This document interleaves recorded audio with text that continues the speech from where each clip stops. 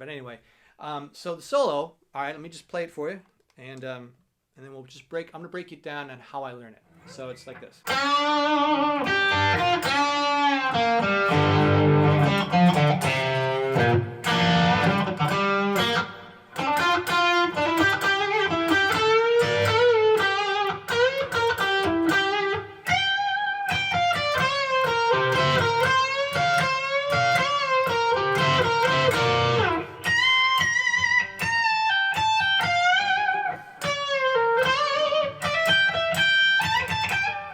So that's how it goes, right? Sort of, kind of. If I missed a note, I got to go back and learn it, right? So I break that down into 4 bite-sized chunks that I'm going to work on. Okay, so whether I'm learning from a guy on YouTube or I'm just learning straight off, an MP3 or recording, which honestly I like to challenge myself and do that rather than a guy showing me. I know it could be a lot quicker learning from a guy showing you, like me showing you, but I like the challenge of trying to see how I can do on my own. And so I'm catching the vibe and feel for it. Then you can go back and find some people that are showing you how it's played and, oh, okay, I missed that one note. Anyway, digress. So what I decided to do when I was learning this solo was actually doing it for a student of mine who wanted to learn it. And so what we did is this. Here's the first section, first 4 bars.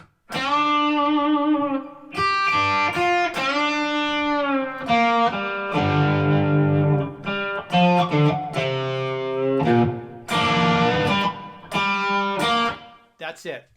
Work on that. That's what we did. We just worked on those 4 bars, just that section. I didn't blaze ahead and try and get the whole thing and try and figure it out all at once.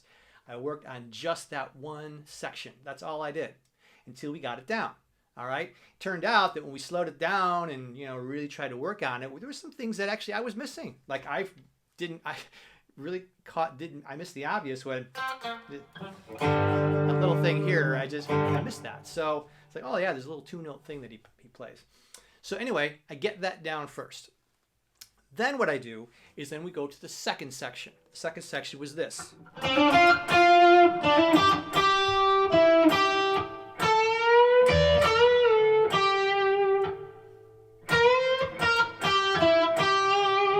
Work on that. Then, before I go to the third section, I connected the first 2.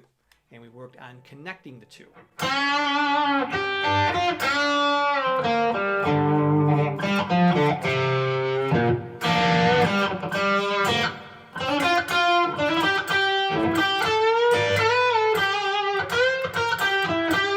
We stopped right there and just worked on that part of the solo. That's it. Get that first half. Work on that first half. Get the feel for it. Get the notes right. Get the feel right. Okay? Then, when you get through that, go to the third section, right? So after I did, all right, after that, there's the third section is right here.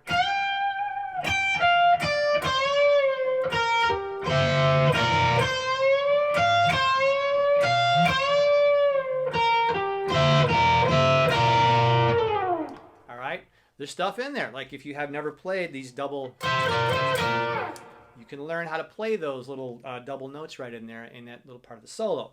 Just work on that, okay? Then don't go to the 4th section. Play the 1st, 2nd, 3rd section right through. Then after the 3rd section is done, then you go to the 4th one.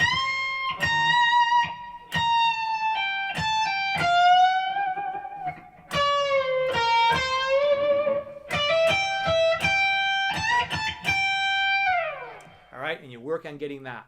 Get that section down. That actually, to me, is probably the easiest part of the solo. And then you connect the dots. By this point, not just familiar with, how the solo is played, but you're also getting the vibe. You're getting the feel for that.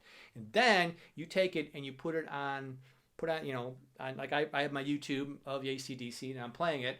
Or I might just, have an MP3 and I'll play through that song now over and over and over, and now I've got the vibe. I really got it. So it's a story, right? He's telling the story in that solo. It's a pretty basic and simple one, but that's what ACDC is all about. That's why they're so awesome, because it's basic and simple, but it rocks and it's good. And that's how I like to break down solos. So that's my suggestion to you, is to break it down in 4s. If the song's in 4/4, if it's in 6/8 or it's 3/4, you might want to approach it a little differently.